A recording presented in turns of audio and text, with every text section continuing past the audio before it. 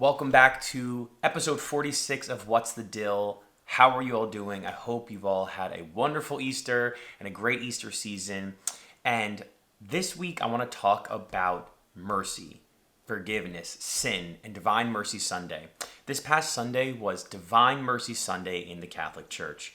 And for those of you who don't know what it is, I'll explain a little bit of what Divine Mercy Sunday is, how it came about, what it means for our faith. But then I also want to talk about forgiveness and this place of mercy that we can all go to and experience. So Divine Mercy Sunday is the feast in the Catholic Church where it's this Sunday after Easter. And what is it? Well, Divine Mercy Sunday is the remembrance that our hope comes from God's mercy. There's a famous JP2 quote where he says, "Apart from the mercy of God, there is no source of hope for mankind." And that is beautiful. That is wonderful because it really just talks about how we need to put our hope in that God is going to forgive us. So again, we'll talk about that in a little bit. So Divine Mercy Sunday is Sister Faustina was this Polish nun, and she had these visitations from Jesus and the Sacred Heart of Jesus and these images and these conversations with God where he said, "I want you to have this day specifically of divine mercy where humans can understand that we put our refuge and our hope into Jesus." If you want to, on your own, go check out more about Sister Faustina. It's really great. There's actually a shrine, Divine Mercy Shrine in Massachusetts. I've been there, went there in high school. It's really beautiful. People go there every Divine Mercy Sunday and have wonderful churches and say Divine Mercy Chaplet. It's really, really beautiful. So that's the Catholic Church's position on Divine Mercy Sunday, and that's what Divine Mercy Sunday is all about. It's celebrating the Sister Faustina story, but then also understanding that our hope and our refuge in Jesus comes from his mercy. And so when we talk about mercy and Divine Mercy Sunday, another reality I think becomes very clear and comes to the forefront, which is sin. Sin is something we all do, experience, are a part of. Sin in our lives, sin from ourselves, sin to others, sin. It's like why Jesus came to become man, to free us from the chains of sin. And sin is one of those things that it distorts our souls and our minds the more that we sin, because sin begets more sin. So, like compounding interest, where you put money in a stock or a bond and an interest, and then you make money off that money, you make money off that money. I'm not really too sure about, all that. I'm not an expert in the finance field, but sin is a lot like compounding interest. Sin builds on sin. And then the more that we sin, the more it distorts our soul, the more it distorts our brain, the less we think we sin, the less we think we're filled with sin. The more that we think, hey, why is God even judging me? Life is hard. God can't judge me. I maybe I'm sinful, but am I even sinful? How can you really call a sin a sin? Who's to call a sin? Anyone? Is the church supposed to just tell us what's sin? They don't know my life. They don't understand me.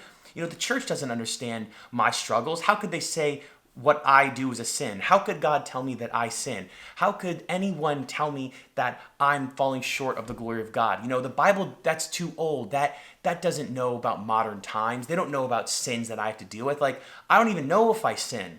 And that's the poison of sin, that it distorts our brains and our minds and our souls and our hearts to think that we don't even sin, that we're not filled with sin, that actually it's all the other people, it's all the other people around us, it's all of the external factors, it's all of the world and all of the bad things out there that are bad, not me. I actually don't sin. I'm just victim to these terrible things and these terrible circumstances around me. And so who could ever judge me in my life to say that I ever sin? That's not fair that someone could ever say that I sin. And that's the experience that sin puts on us. That's the distortion of life and reality that sin creates in our hearts when we don't seek forgiveness, when we don't seek mercy.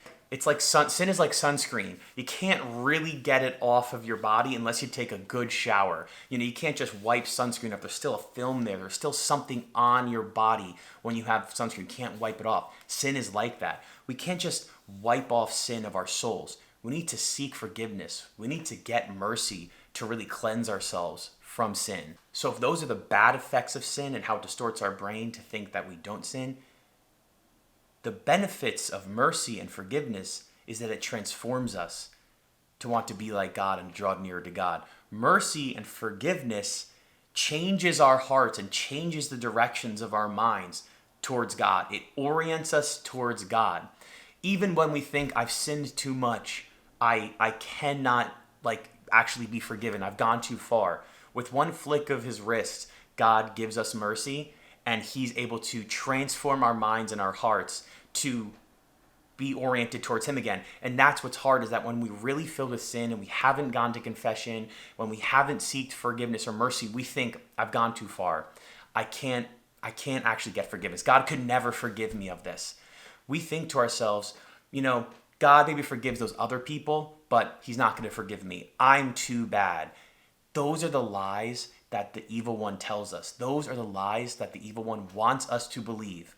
That we're not worthy of forgiveness, that we're not worthy of mercy. And it's really easy to believe those lies, because when we think about God and we think about how, his grandeur, and then we think about our sin and, how selfish we can be, and when we just treat others so poorly and treat ourselves so poorly, we're like, yeah, it can be really easy to fall into the trap of thinking I'm not worthy of mercy. I'm not worthy. I'm so bad. Why do I keep doing these things? And those lies, as convincing as they are dust on the ground, dirt on the ground, compared to the strength and mercy of the mountain of God.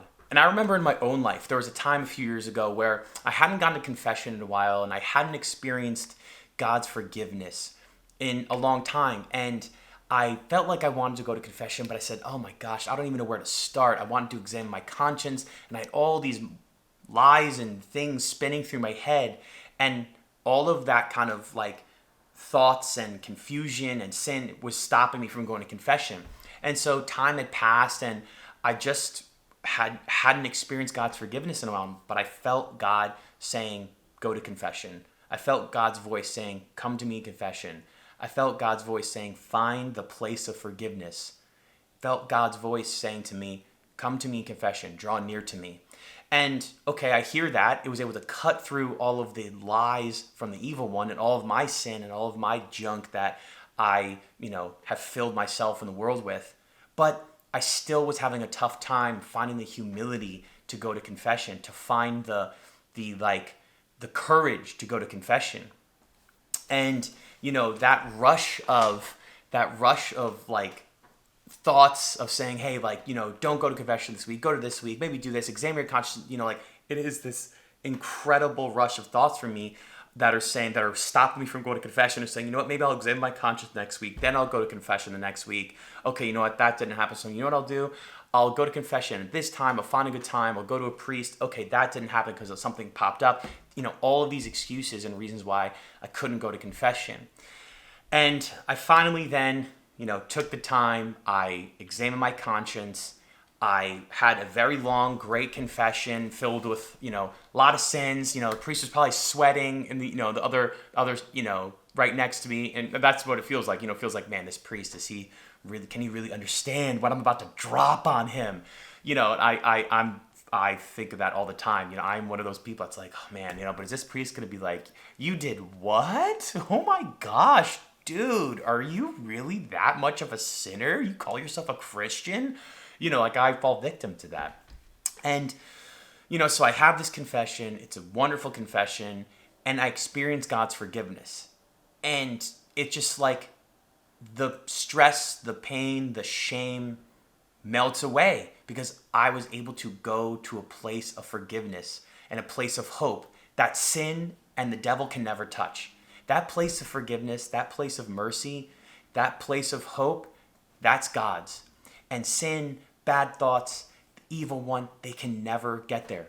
But we can go there. We have access to that. We can go there. And when I went to that place of forgiveness and that place of mercy, it transformed me. And that's what's crazy about mercy. That's what's so amazing about mercy. Mercy transforms us. Just like how sin begets more sin, and it maybe distorts our brain to think that, hey, what even is a sin? Mercy completely transforms us, times 100 of sin. Mercy is I love that famous quote of, I love that famous G.K. Chesterton quote, which is, "Our sin is a drop in the ocean of God's mercy." And because it's such a powerful visual to think of all of the sins in our life and all the bad things that we do and all the things I do every day and the things I've struggled with. It's just one drop of water in an ocean. God's mercy is so big and great and so expansive that our sin gets washed up in an ocean filled with water. So that mercy transformed me. And it transforms me when I go back to that place. When I go back to that place of mercy and hope, it transforms me more. And so now, since that time, I've needed that mercy more. And I've realized that I need to go back to that place more often. I need to seek forgiveness and mercy more. I need to know that I'm not perfect, that I sin. And I need to have humility and courage to seek out mercy. And I want to go there. I want to go to that place. I don't just want to hear about it. I don't just want to hear other people talk about mercy. I don't just want to hear other people talk about forgiveness. I want to experience that. I want to go there. And I think that's the thing too, is that like we hear other people talk about mercy and forgiveness and relationships and all of these things in life that, are great like for them in terms of mercy and hope. But like, I want to experience that. We have to go there on our own to experience that place of mercy. We have to take that hike. We have to take that journey, walk up the hill, cut through the brush, cut through the thicket. And then we have to experience that. We have to find Jesus there in that meadow of hope. We have to find Jesus there in that spring of mercy that we can tap into. And I know when I've experienced that in my life, I want more of it. And I say, I need to come to this place more often. I need to find Jesus here in this spring of hope more often. I need to come on this journey and walk up that hill, even if it's hard, and have the courage to find Jesus in that place of mercy. Not just hear about it, not just say, oh, that's for other people. Forgiveness is for other people. No, forgiveness is for me and it's for you. Another characteristic of mercy, which is incredible, is that life makes sense when we experience mercy. Mercy is so powerful that it cuts through lies and it breaks those chains of sin and it breaks those chains of anxiety about life and the things that, how can this make sense? How can I do this? How can I stay far from temptation? How can I steer clear of sin? Because that's something I always have struggled with, is like, man, like there's sin in my life. How could I ever stop sinning? Like I don't see a path towards not sinning. But then when I've experienced God's mercy, it's like, oh, I can see the vision of God. I see the game plan. And that mercy helps transform me and it gives me the grace I need to steer clear of sin, to stay away from temptation, to understand what I need to do and what it takes to stay focused on God. And that starting point comes from mercy. It comes from forgiveness. And going back to that JP2 quote, in mercy and in this Divine Mercy Sunday, it's about hope. It's about hope that in the day to day in our life, when we're hurting and there's pain and when there's darkness around us, there is always hope in God's mercy. And that's what we're supposed to be hopeful about. Not that, hey, like the world, it's ending, it's over. There's a lot of people who have no hope out there. And that's what like the news media, that's what things on social media, people's attitudes out there telling you should have no hope in the world. People tell you should have no hope because there's nothing to be hopeful about. There's so many bad things. There's famines. There's corruption. There is crime. There's racism. All of these things are telling you that you should have no hope. But what Divine Mercy Sunday is all about is to say, wrong. You do have hope. You have hope in God's mercy. We all have hope that Jesus' mercy can transform our lives from the inside out, and that we need to tap into that. It's a yearly reminder that we need to tap into that, not just in Divine Mercy, but very often throughout the year. We need to find that place of forgiveness. We need to go to that place of forgiveness. We need to have courage and hope that God will forgive us, and that when we seek his forgiveness, when we seek forgiveness from other people, that we will receive mercy that will transform us. Yes, we don't want to like fall on God's mercy as a reason for us to sin or as an excuse for us to sin. But man, Jesus has a lot of mercy for us. And even when we're down and out and we think, God, how can you forgive me? With one snap of his fingers, he forgives us. And we experience that mercy. So know that like there's a lot of mercy to go around. There's mercy for you. There's mercy for me. There's mercy for all the people in our lives. So that's what Divine Mercy Sunday is all about. It's acknowledging that we have sin in our lives, that we all sin. All men fall short of the glory of God, St. Paul says. But Jesus forgives us. Jesus has mercy for us. And that there is a place we can go to experience this mercy, this place of forgiveness. And don't just take other people's word for it. Go and taste it for yourself. Go taste and see the mercy of God. Go out there and experience forgiveness. And so if this week is a reminder, and Divine Mercy Sunday is a reminder for you and me, it's that let's take time to seek forgiveness from others, from Jesus, and let that mercy transform us. And let that divine mercy transform us to orient ourselves towards God, to run the race every single day more and more. And understand that there's hope in that.